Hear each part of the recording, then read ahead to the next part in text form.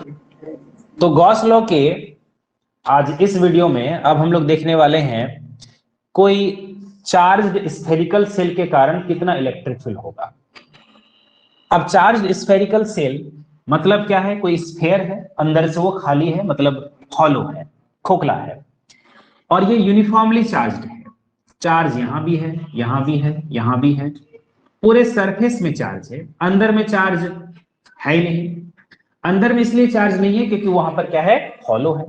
यहां पर जो भी कंडक्टिंग है या नॉन कंडक्टिंग मटेरियल है उसके पूरे सरफेस में चार्ज फैला हुआ है। अब इस पूरे चार्ज्ड स्फेरिकल सेल के चलते हमको इलेक्ट्रिक फील्ड निकालना है यूजिंग गॉस लॉ। कहां पर निकालना है? अब इसके लिए 3 पॉइंट है। कहां पर है? एक उसके ये अंदर वाले जगह पर, इस जगह पर, यहां यहां कहीं पर। एक उसके सरफेस में, और एक क्या हो जाएगा? Outer side, outside. तो हम लोग फर्स्ट नंबर वही देखेंगे कि आउटसाइड में कितना इलेक्ट्रिक फील्ड होगा। आउटसाइड में कितना इलेक्ट्रिक फील्ड होगा, पहले हम लोग उसको निकालते हैं। लेकिन किसका यूज करेंगे? गॉस लॉ का इस्तेमाल करेंगे। मान लीजिए कि इसका रेडियस है कैपिटल आर, लेकिन जो पॉइंट है वो मान के चलिए यहां पर है, और यहां से लेकर यहां तक का डिस्टेंस कितना है? सपोज दैट कि स्मॉल आर। तो सेंटर से आर डिस्टेंस पर एक पॉइंट है, और यहां पर हमें इलेक्ट्रिक फील्ड कैलकुलेट करना है। कैसे करेंगे? तो हमको इस पॉइंट को ऐसा जगह पर रखना है जो गॉसियन सरफेस का हिस्सा है, मतलब वो गॉसियन सरफेस पर हो। अब गॉसियन सरफेस कौन होगा? कोई ना कोई क्लोज सरफेस होगा, वहां पर इलेक्ट्रिक फील्ड का इफेक्ट होगा, और इलेक्ट्रिक फील्ड का इफेक्ट कैसा होगा? सिमेट्रिक इफेक्ट होगा, मतलब हर जगह पर बराबर इफेक्ट होगा।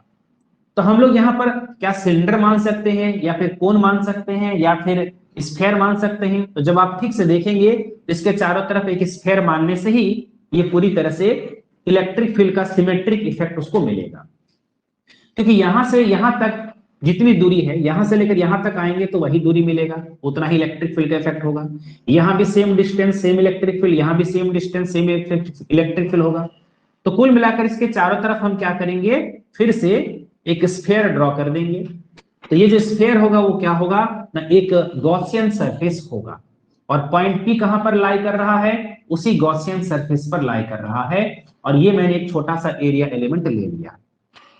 एरिया एलिमेंट ds है, इसका डायरेक्शन किधर होता है? Normal to the surface. तो चूंकि पॉजिटिव चार्ज है तो इलेक्ट्रिक फील्ड क्या होगा? आउटवर्ड होगा, और ये इलेक्ट्रिक फील्ड इधर होगा, और ds का डायरेक्शन भी क्या होगा? सेम हो गया। अब मान लीजिए कि इस पूरे सरफेस के द्वारा जो चार्ज रखा गया है, जो चार्ज ऑक्युपाई किया गया है, वो कितना है ना? टोटल चार्ज Q है।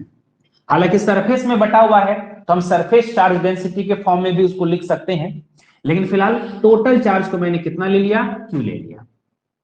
अब गॉस लॉ हमें क्या बताता है?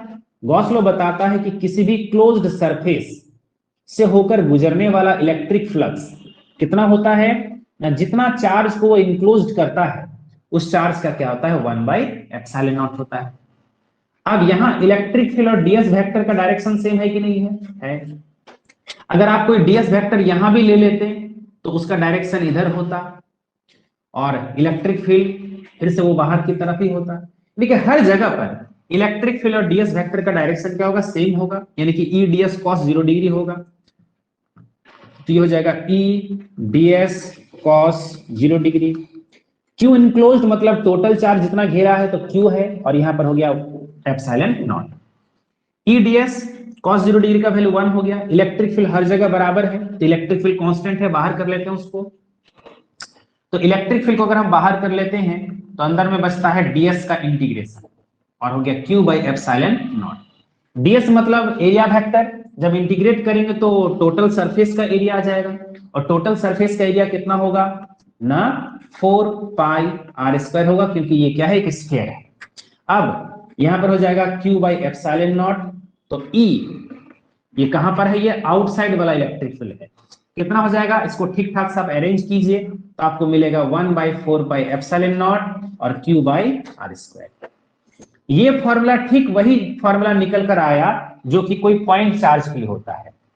आप लोग जब पॉइंट चार्ज का फॉर्मूला पढ़ेंगे इलेक्ट्रिक फील्ड का, कि कोई पॉइंट चार्ज है उससे r डिस्टेंस पर कितना इलेक्ट्रिक फील्ड होता है, तो सेम यही एक्सप्रेशन मिलता है KQ/r²। K मतलब 1/4πε0। इसका मतलब हम ऐसा सोच सकते हैं, ऐसा मान सकते हैं कि पूरे सरफेस का जो चार्ज है वो कहां पर सेंटर्ड है ना, उसके सेंटर में जो है वो कंसेंट्रेटेड है, ऐसा माना जाता है।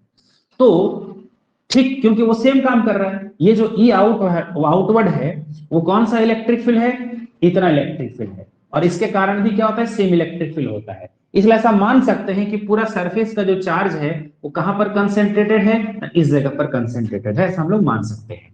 तो ये तो पहला नंबर पॉइंट है कि आउटसाइड में कितना इलेक्ट्रिक फील्ड होगा। अब हमको निकालना है कि सरफेस में कितना इलेक्ट्रिक फील्ड होगा।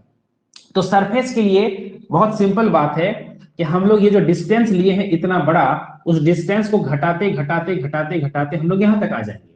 देखिए यहां पर जो r का वैल्यू है वो किसके बराबर होगा, कैपिटल R के बराबर हो जाएगा। यानी कि ऑन दी सरफेस, जब हम ऑन दी सरफेस की बात करेंगे तो स्मॉल r क्या हो जाएगा, कैपिटल R के बराबर हो जाएगा। और इस फॉर्मूला में आप लिखेंगे 1/4πε0 और Q बाई क्या हो जाएगा, कैपिटल R का स्क्वायर हो जाएगा। थर्ड नंबर पॉइंट हम लोग लेते हैं इनसाइड लेते हैं, अंदर में कोई इलेक्ट्रिक फील्ड ले लेते हैं। तो अंदर में अगर इलेक्ट्रिक फील्ड लेंगे तो क्या होगा उस बात को समझते हैं, यहां पर समझिए। तो अंदर में अगर हम लोग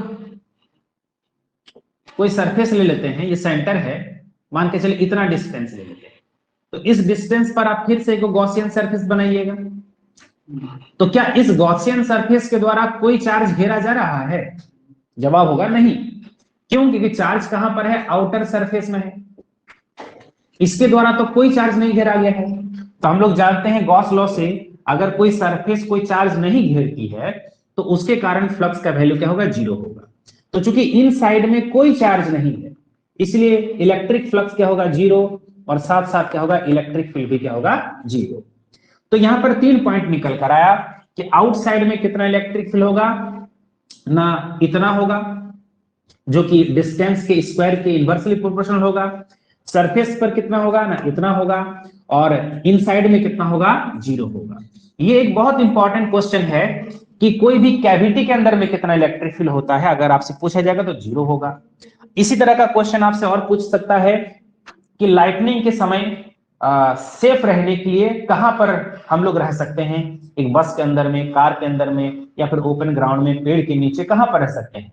तो जवाब होगा कार के अंदर में या बस के अंदर में हम लोग सेफ रह सकते हैं। क्यों, क्योंकि वो एक हॉलो चैम्बर बन रहा है, भले वो स्फेरिकल सेल नहीं है लेकिन कोई ना कोई सेल का निर्माण कर रहा है, दैट इज वो हॉलो का निर्माण कर रहा है, हॉलो चैम्बर का निर्माण कर रहा है, जिसके चलते वहां पर इलेक्ट्रिक फील्ड का इफेक्ट क्या होगा, नहीं होगा। इसलिए सेफ जगह होगा, जो भी हॉलो जगह मिल रहा है, क्लोज्ड हॉलो जगह मिल रहा है, उसको हमारी रिप्रेजेंटेशन है इसका हम लोग क्या, एक ग्राफ बनाएंगे। ओके, तो पहले हम लोग देख लेते हैं इसके ग्राफ को।